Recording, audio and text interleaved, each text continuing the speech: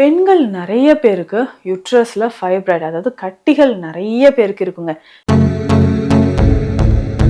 இதனால irregular periods, குழந்தையின்மை பிரச்சனை அப்படின்னு நிறைய பிரச்சனைகள் உருவாகுது. இதற்கு எளிமையான தீர்வுகள் என்ன, என்ன விஷயங்கள் எல்லாம் செய்யலாம், ஸ்பெஷலா நம்ம சாப்பிடக்கூடிய உணவுகள் என்ன அப்படின்றத இந்த பதிவில் நான் விளக்கமாக சொல்ல போகிறேன். ஸோ வீடியோவை முழுசாக பாருங்கள். உங்கள் ஃப்ரெண்ட்ஸ்க்கும் இந்த வீடியோவை ஷேர் பண்ணுங்கள். நம்ம சேனலை மறக்காமல் சப்ஸ்கிரைப் பண்ணிக்கோங்க. நம்மளுடைய இன்ஸ்டா, ஃபேஸ்புக் பேஜும் ஃபாலோ பண்ணிக்கோங்க. வாங்க பதிவுக்கு போகலாம். Welcome to Nitya's Varam, where ancient Siddha tradition meets modern healing. Experience the difference. வரம் நேயர்களுக்கு வணக்கம். நான் டாக்டர் நித்யா, சித்தா ஃபிசிஷியன். சித்த மருத்துவத்தில் சித்தர்கள் பெண்களுக்கான நிறைய மருத்துவ குறிப்புகளை சொல்லியிருக்காங்க. ஒவ்வொரு பருவத்திலையும் ஏற்படக்கூடிய சில வகையான பிரச்சனைகளுக்கு நிரந்தர தீர்வு. இப்போது நிறைய பெண்கள் நம்மக்கிட்ட ட்ரீட்மெண்ட்க்கு வரும்போது இந்த யுட்ரஸ் ரிலேட்டடான வரக்கூடிய பிரச்சனைகள், இந்த கைனகாலஜிக்கல் இஷ்யூஸ் நாளுக்கு நாள் வயது வித்தியாசமே இல்லாமல் பெண்களுக்கு அதிகரிச்சுக்கிட்டே போகுதுங்க. இதில் யுட்ரஸில் ஃபைப்ராய்டு யுட்ரஸ் இருக்குது, இதை ரிமூவ் பண்ணிடலாமா அப்படின்னு யோசிக்கிறீங்க. இதில் நிறைய பெண்கள் சொல்கிற ஒரு விஷயம் என்னென்னா, இது 2-3 இயர்ஸ் பேக்கே எனக்கு தெரியும் அப்படின்னு. ஆனால் அப்போதைக்கு எந்த தொந்தரவும் இல்லைன்றதுனால நான் விட்டுட்டேன். ஆனால் இப்போ இந்த மெனோபாஸ் டைமில், இந்த பெரிமெனோபாஸ் ஸ்டேஜில் நிறைய பேருக்கு இந்த யுட்ரஸ் ரிலேட்டடாக ப்ராப்ளம் வரும்போது தான், அதாவது எக்ஸஸ் ப்ளீடிங் ஆகிறது, சிவியராக பெயின் வரும், பீரியட்ஸ் டைமில் பேக் பெயின் ரொம்ப சிவியராக இருக்குது, இந்த மாதிரி ஒரு அசௌகரியங்கள் வரும்போது தான், ஆமாம் இல்லை ஏற்கனவே நமக்கு யுட்ரஸில் ஃபைப்ராய்டு இருந்துச்சுன்னு சொன்னாங்களே, அதனால் பிரச்சனை இருக்குமா, சரி அதுக்கான ஒரு ட்ரீட்மெண்ட் எடுக்கலாமா அப்படின்னு யோசிக்கிறீங்க. ஸ்டார்டிங்லேயே உங்களுக்கு யுட்ரஸில் ஃபைப்ராய்டு இருக்குது அப்படின்ற பட்சத்தில் உடனடியாக சிகிச்சைகளை ஸ்டார்ட் பண்ணிடுங்க. ஸோ இதில் என்ன லொக்கேஷனில் உங்களுக்கு யுட்ரஸில் இந்த ஃபைப்ராய்டு பிரச்சனை இருக்கோ அதுக்கு ஏற்ற மாதிரி நம்ம சிகிச்சைகளை எடுத்துக்கிட்டே வரும்போது கூடிய விரைவில் உங்களுக்கு குணமாகும். இன்னும் ஒரு சிலருக்கு பார்த்தீங்கன்னா பிசிஓடி இஷ்யூஸ் இருக்கும். இதனோட யுட்ரஸ் ஃபைப்ராய்டு என்ன சைஸில் இருக்குது, எத்தனை ஃபைப்ராய்டு உங்களுக்கு இருக்குது அப்படின்னு தெரியும். ஸோ இதனோட இன்னும் ஒரு சிலருக்கு பார்த்தீங்கன்னா இந்த செர்விக்ஸ், ஸோ செர்விக்ஸ்லேயும் கட்டிகள் ஏற்படுறதா நம்ம பார்க்குறோம். ஸோ இதை நம்ம சரி செய்கிறதுக்கு என்னென்ன ஃபாலோ பண்ணலாம், முதல்ல நீங்கள் தெரிஞ்சிக்க வேண்டியது என்னென்னா, உங்களுடைய பிளட் டெஸ்ட் எவ்வளோ இருக்குது, பிளட் டெஸ்ட் ரிப்போர்ட் எடுத்து பாருங்கள். அந்த பிளட் டெஸ்ட் ரிப்போர்ட்டில் ஹீமோக்ளோபின் எவ்வளோ இருக்குன்னு பார்க்கணும். தைராய்டு, முக்கியமாக தைராய்டு, பெரும்பாலும் இந்த யுட்ரஸ் ரிலேட்டடாக பிரச்சனை இருக்கிறவங்களுக்கு இந்த தைராய்டு சம்மந்தப்பட்ட பிரச்சனை இருக்கும். ஆனால் நம்ம என்ன பண்ணுறோன்னா, ஓகே தைராய்டு பிரச்சனை இருக்கா, அதுக்கான மாத்திரைகளை சாப்பிட்டுக்கிட்டே வரலாம் அப்படின்னு யோசிப்போம். அப்போது யுட்ரஸில் இருக்கக்கூடிய ஃபைப்ராய்டை நம்ம கிளியர் பண்ணணும். அதை க்யூர் பண்ணால் மட்டும்தான் உங்களுக்கு ஒரு நல்ல ரிசல்ட் கிடைக்கும். இதனோட சேர்த்து உங்களுக்கு என்ன தெரியுங்களா, இதனோட சேர்த்து இன்னொரு விஷயம் உடலில் நடக்கும். கிடுகிடுன்னு வெயிட் கெயின் ஆக ஆரம்பிச்சிருவீங்க. ஐயோ என்னடா இவ்வளோ வெயிட் கெயின் ஆகிட்டே போதே, சரி வெயிட் லாஸ் பண்ணிடலாமா, இந்த டயட்டெல்லாம் நம்ம அவாய்ட் பண்ணிக்கலாம், இதெல்லாம் சாப்பிட்லாம், ஓகே ஒர்க் அவுட்ஸ் பண்ணலாம் அப்படின்னு நீங்கள் யோசிச்சிட்டீங்க. இதற்கான காரணம் என்ன, யுட்ரஸில் இருக்கக்கூடிய ஃபைப்ராய்டு தான், இர்ரெகுலர் பீரியட்ஸ் தான், அடுத்தது தைராய்டில் இருக்கக்கூடிய ப்ராப்ளம். ஸோ இதை நம்ம சரி செஞ்சால் மட்டும்தான் அடுத்தது உங்களுடைய வெயிட் லாஸ் ஆக ஆரம்பிக்கும். ஏன் நம்ம சொல்கிறோன்னா, இன்றைக்கி நிறைய பேருக்கு இந்த ஃபெர்டிலிட்டி இஷ்யூஸ் இருக்குங்க.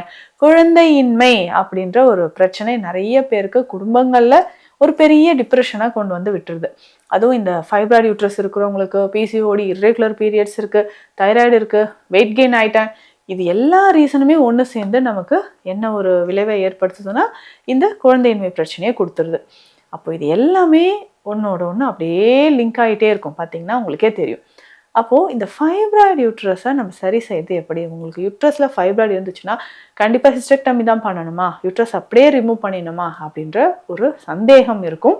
அப்படி இல்லைங்க, சித்த மருந்துகள் நீங்கள் எடுக்கும்போது பேஸ்ட் ஆன் யுவர் ரிப்போர்ட், உங்களுடைய ரிப்போர்ட் படி, ஸோ எந்த லொக்கேஷனில் உங்களுக்கு ஃபைப்ராய்டு இருக்குது, என்ன சைஸில் இருக்குது அப்படின்றத தெரிஞ்சு அதுக்கேற்ற மாதிரி நம்ம சிகிச்சைகளை கொடுக்கும்போது கொஞ்சம் கொஞ்சமாக உங்களுக்கு அந்த ஃபைப்ராய்டோட சைஸ் நமக்கு நல்லா குறையும். அதுவும் நிறைய பெண்கள் நம்மக்கிட்ட சிகிச்சை எடுத்துகிட்ருக்காங்க. அதில் இந்த மெனோபாஸ் ஸ்டேஜில் இருக்கக்கூடிய பெண்கள் மருந்துகளை ரெகுலராக எடுக்கும்போது அந்த மெனோபாஸ் டைமில் வரக்கூடிய excess bleeding, heavy pain, menstrual pain, இது எல்லாமே நமக்கு குறைய ஆரம்பிச்சிடும். அதனால் ஸோ மெடிசன்ஸ் எடுக்கும்போது ரொம்ப ரொம்ப கவனமாக எடுக்கணும். முதல்ல நீங்கள் தவிர்க்க வேண்டிய உணவுகள்னால் இனிப்பு. ஸோ கம்ப்ளீட்டாக ஸ்வீட்ஸ் கட் பண்ணுங்கள், அதுவும் ஒயிட் சுகர் கட் பண்ணுங்கள். அதுதான் இன்றைக்கி அதிகமான நம்ம இனிப்புகள் எடுக்கிறது தான் நம்ம உடலில் இந்த மாதிரி தேவையில்லாத கட்டிகள் வர்றதுக்கு காரணமாக இருக்கும். அப்போது இந்த மாதிரி ஸ்வீட்ஸ் சாப்பிட்றது, ஒயிட் சுகரை டோட்டலாக நீங்கள் அவாய்ட் பண்ணுங்கள். அதுக்கு அடுத்ததாக அதிகமாக உப்பு சேர்த்து சாப்பிட்றீங்க, இல்லை புளி சேர்த்து எடுக்கக்கூடிய உணவுகள், இது எல்லாமே தவிர்த்துட்டு வந்தீங்கன்னா கட்டிகள் நமக்கு இதுதான் மெயினாக. ஸோ யூட்ரஸில் ஃபைப்ராய்டு இருக்குன்னா அதை குறைக்கிறதுக்கோ இல்லை பிசிஓடி ரெடியூஸ் பண்ணுறதுக்கோ முதல் நம்ம அவாய்ட் பண்ண வேண்டியது இதுதான். அதற்கு அடுத்தது என்னெல்லாம் அவாய்ட் பண்ணணும்னா, டைஜஷன் ஆகாத சில உணவுகளை நம்ம சாப்பிட்டுக்கிட்டே இருப்போம். பசிக்குதோ இல்லையோ அந்த டைமுக்கு நம்ம இதெல்லாம் சாப்பிடுவோன்ட்டு. அதுவும் ஹெவியாக எடுத்துக்கிறது, மாவுச்சத்து பொருட்கள் நிறைய எடுக்கிறது, ரெட் மீட் நிறைய சாப்பிடுவீங்க, ஒரு சிலருக்கு ரொம்ப விரும்பி சாப்பிடுவீங்க. ஸோ அந்த மாதிரி சாப்பிட்டுட்டு இருந்தீங்கன்னா கட்டாயம் அது எல்லாமே நீங்கள் தவிர்க்கணுங்க. ஸோ அதை தவிர்க்கும்பொழுது தான் உங்கள் உடலில் நிறைய மாற்றங்கள் ஏற்பட ஆரம்பிக்கும், கட்டிகளும் உங்களுக்கு கரைய ஆரம்பிக்கும். இப்போ ரெகுலராக இதை நீங்கள் ஃபாலோ பண்ணிக்கிட்டே வாங்க. இதற்கு அடுத்தது வேறு என்ன பண்ணலாம் அப்படின்னு கேட்டிங்கன்னா, உங்கள் உணவில் தினந்தோறும் இந்த காய்கறிகள், கீரைகள் இதை சேர்த்துக்கோங்க. மறக்காமல் வாழைப்பூ ரொம்ப முக்கியம், சுண்டைக்காய் உணவில் சேர்த்துக்கோங்க. அதுவும் வாழைப்பூ நான் சொல்கிற ஒரு விஷயம் என்னென்னா, கஷாயமாக குடிச்சிட்டு வாங்க. ஸோ பெண்களுக்கு ரொம்ப முக்கியமானது, கர்ப்பப்பையை சுத்தம் செய்வதற்கு உள்ளே இருக்கக்கூடிய அந்த கழிவுகள், டாக்ஸின்ஸ், கர்ப்பப்பை அழுக்கு அப்படின்னு சொல்லுவாங்க. ஸோ அது வெளியேறதுக்கு வாழைப்பூ ரொம்ப முக்கியம். ஸோ நம்ம வேறு என்ன பண்ணலாம் அப்படின்னா, இந்த வாழைப்பூவை மோரில் சேர்த்து நல்லா அரைச்சி அதை ஃபில்டர் பண்ணியும் நம்ம குடிக்கலாம். அவ்வளோ சத்துக்கள் இதில் இருக்குது. முக்கியமாக இதில் இருக்கக்கூடிய அந்த துவர்ப்பு சுவை உங்களுடைய கர்ப்பப்பையில் இருக்கக்கூடிய அந்த கட்டிகளை கரைக்கிறதுக்கு ரொம்ப நேச்சுரலான ஒரு ரெமெடி அப்படின்னு சொல்லலாம். இல்லைங்க இது மட்டுமே போதுமா அப்படின்னா, இதனோட மருந்துகள், இது வந்து டயட் தான், இதனோட மருந்துகளும் நீங்கள் சேர்த்து சாப்பிட்டுக்கிட்டே வாங்களேன். கூடிய விரைவில் உங்கள் யூட்ரஸில் இருக்கக்கூடிய கட்டிகள் குணமாயிடும். இதுக்கு ஸ்பெஷலாக நம்மளுடைய கர்ப்பப்பையில் இருக்கக்கூடிய கட்டிகள் கரையிறதுக்கும் பிசிஓடி நல்லா ரெகுலேட் ஆகிறதுக்கும் ஒரு முக்கியமான ஒரு கஷாய வகையை சொல்கிறேன். அதை நீங்கள் ஃபாலோ பண்ணும்போது உங்களுக்கு நல்லாவே உடலில் மாற்றம் தெரியுங்க. சரி, எந்த வகையான கஷாயம் அப்படின்னா, இதற்கு நமக்கு மகிழம்பூ, உலர்ந்த மகிழம்பூ நாட்டு மருந்து கடைகள்லேயே உங்களுக்கு கிடைக்குங்க. அதை வாங்கி வச்சுக்கோங்க. ஒரு 100 கிராம்ஸ் எடுத்துக்கோங்க. 100 கிராம் உலர்ந்த அந்த மகிழம்பூ எடுத்துகிட்டு வந்து நல்லா க்ளீன் பண்ணி தனியாக வச்சுக்கோங்க. இதனுடைய 100 கிராம் சதக்குப்பை மூலிகை, நான் நிறைய பதிவுகளில் சொல்லியிருக்கேன், பெண்களுக்கு அந்த உடல் நலனை மேம்படுத்த இந்த சதக்குப்பை ஒரு முக்கியமான மூலிகையாக இருக்குது. இதை நீங்கள் எடுத்துக்கலாம். ஸோ சதக்குப்பை ஒரு 100 கிராம் எடுத்துக்கோங்க. சிற்றரத்தை 50 கிராம், கருஞ்சீரகம் 50 கிராம், கழச்சிக்காய் இருக்கு இல்லைங்களா, அதனுடைய விதை, கழச்சிக்காயில் உள்ளே இருக்கக்கூடிய விதை, இது வந்து ஒரு 50 கிராம், சோம்பு 50 கிராம். ஸோ இந்த அளவுப்படி எல்லாத்தையும் எடுத்து தனித்தனியாக ரோஸ்ட் பண்ணி வறுத்து இதை கஷாயம் பவுடர் மாதிரி ரெடி பண்ணிக்கோங்க. ஸோ இந்த கஷாயம் பொடி என்ன பண்ணும், அதுலேயும் இதில் நம்ம கழச்சிக்காய், கருஞ்சீரகம் இது எல்லாமே சேர்த்துருக்கோம் இல்லையா, இது நம்ம உடலில் இருக்கக்கூடிய அந்த கழிவுகளை, அந்த கட்டியை வந்து கரைத்து வெளியேற்றும். இந்த கருஞ்சீரகம் தான் இருக்கே உடல் உஷ்ணமாகுமா, அப்படி கிடையாதுங்க. ஸோ அது பேலன்ஸ் பண்ணுற மாதிரி மூலிகையும் இதனோட நம்ம சேர்த்துருக்கோம். ஸோ இதை நம்ம லைட்டாக வறுத்து கொரகொரப்பான ஒரு பவுடர் மாதிரி நம்ம ரெடி பண்ணி வச்சுக்கணுங்க.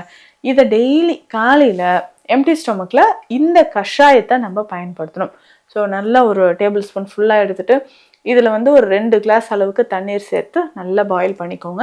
ஸோ இது ஃபில்டர் பண்ணி நீங்கள் எடுத்துகிட்டு இந்த கஷாயத்தை நீங்கள் ரெகுலராக எடுக்கும்போது உடலில் இருக்கக்கூடிய கழிவுகள், கட்டிகள் இது எல்லாமே நமக்கு வெளியேற ஆரம்பிச்சிடும். ஸோ தொடர்ந்து இந்த கஷாயத்தை நம்ம குடிச்சிட்டே வரணும். உடல் பருமனாகுதா, இல்லை தைராய்டு பிரச்சனை இருக்கா, அப்போ யூட்ரஸில் ஏதாவது ப்ராப்ளம் இருக்கா, அதையும் நீங்கள் செக் பண்ணிக்கோங்க. ஸோ குழந்தையின்மை பிரச்சனை ஒரு தொடர்கதையாக நிறைய பேருக்கு இருந்துகிட்ருக்கு. அதுக்கு ஒரு ஃபுல் ஸ்டாப் வைக்கணும்னா உங்கள் யூட்ரஸில் கட்டிகள் இருக்கா அப்படின்றத பார்த்துக்கோங்க. இதை சரி பண்ணாதான் உங்களுக்கு நல்லாவே ஒரு ரிசல்ட் கிடைக்குங்க. இது தொடர்பான சித்த மருத்துவ ஆலோசனைகள் தேவைப்பட்டால் ஸ்க்ரீனில் இருக்கிற நம்பருக்கு கால் பண்ணுங்கள். நன்றி. Welcome to Nitya's Varam, where ancient Siddha tradition meets modern healing. Experience the difference.